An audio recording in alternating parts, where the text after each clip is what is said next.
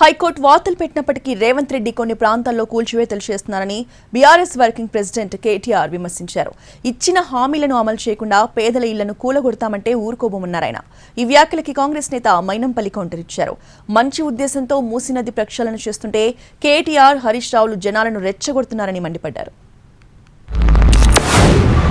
రేవంత్ రెడ్డికి ఒకటే చెప్తున్నా, నీకేమైనా బుద్ధి జ్ఞానం ఉంటే, సిగ్గు లజ్జ ఉంటే నిన్ననే హైకోర్టు నానా దొబ్బులు దొబ్బింది. మిమ్మల్ని నిన్ననే తిట్టింది హైకోర్టు. ఎందుకు చేస్తున్నా, ఇష్టం ఉన్నట్టు బుద్ధి జ్ఞానం లేదా అని. అయినా నీకు సిగ్గస్తలేదు. ఇవాళ మళ్ళీ పోయి అక్కడ డ్రామా చేస్తున్నావు.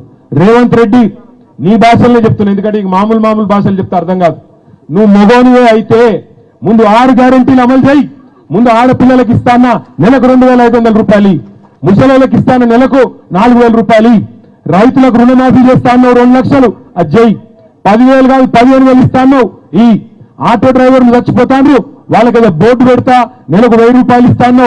ఈ వీడేమో కేటీఆర్ గారు ఏం చెప్తున్నాడు, కొట్టి పడైంది, ఎవ్వరిని కూడా ఎక్స్క్యూజ్ చేసే సమస్య లేదంటుండు. వీడు అన్నం తింటున్నా, గడ్డి తింటున్నా, మరి ఏం తింటున్నా నాకు అర్థమైతలేదు. వీడు ఇష్టారాజ్యంగా మాట్లాడుతుండు. ఎందుకు రెచ్చగొడుతున్నారా? మీ ఎంతుందో ఆస్తి ఇచ్చేరా, నేను ఇవ్వడానికి సిద్ధంగా ఉన్నా. మీ బావగా నియమను ముగ్గురం ఇస్తాము. మీ డబ్బులు నా డబ్బులు సరిపోతే 100%. నా కొడుకు హుషారున్నాడు, నా డబ్బు అవసరం లేదు వారికి. నా భార్య పేరు మీద నా పేరు మీద ఉన్నాయని రాసిస్తాము.